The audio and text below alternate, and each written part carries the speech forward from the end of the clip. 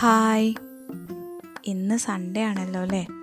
അപ്പോൾ എല്ലാവർക്കും ഒഴിവുള്ള ദിവസമാണ്, എല്ലാവരും വീട്ടിലുണ്ട്. അപ്പോൾ ഇന്ന് എന്തെങ്കിലും സ്പെഷ്യൽ ഉണ്ടാക്കണം എന്ന് ഞാനിങ്ങനെ വിചാരിച്ചിരിക്കുകയായിരുന്നേ.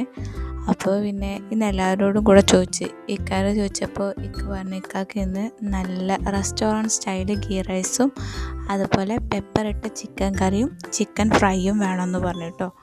അപ്പോൾ എങ്ങനെ ഉണ്ടാക്കി കൊടുക്കണമല്ലോ. അപ്പോൾ ഇന്ന് നമ്മളുടെ മെനു എന്ന് പറഞ്ഞിട്ടുണ്ടെങ്കിൽ നല്ല പെപ്പറിട്ട ചിക്കൻ കറി കേട്ടോ.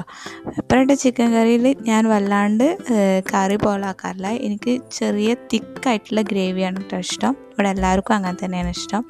അതേപോലെ തന്നെ ഗീ റൈസ് റെസ്റ്റോറൻറ്റ് സ്റ്റൈലിൽ ഗീ റൈസ് ഉണ്ടാക്കിയത് നമ്മൾ സാധാരണ ഉണ്ടാക്കുന്ന രീതിയിലല്ല, ചെറിയ വ്യത്യാസങ്ങളൊക്കെ വരുത്തിയിട്ട് ഉണ്ടാക്കിയത്. ഞാൻ ആദ്യമായിട്ടാണ് അങ്ങനെ ട്രൈ ചെയ്യുന്നത്. പക്ഷേ സംഭവം അടിപൊളിയായിരുന്നു കേട്ടോ.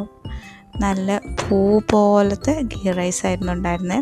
പിന്നെ നല്ല മൊരിഞ്ഞ ചിക്കൻ ഫ്രൈയും ഉണ്ടാക്കിയിട്ടാ. അങ്ങനെ നമ്മൾ ഇന്നത്തെ സൺഡേ അടിപൊളിയാക്കി. അപ്പോൾ എല്ലാവരും ഹാപ്പി ആയിട്ടിരിക്കുക. പിന്നെ കാണാം. ബായ്.